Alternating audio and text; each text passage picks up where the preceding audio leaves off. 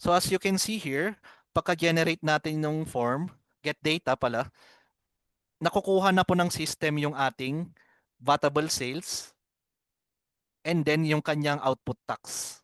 And then same goes through our purchases. So ito po yung galing sa expenses, cost of sales, and yung ating asset acquisition, yung kanilang mga input tax. And yun po, meron na po yung ating tax return. Naka-breakdown na rin sa second page yung kanyang sales, yung kanyang domestic purchases, yung kanyang exempt purchases, and all the other items po.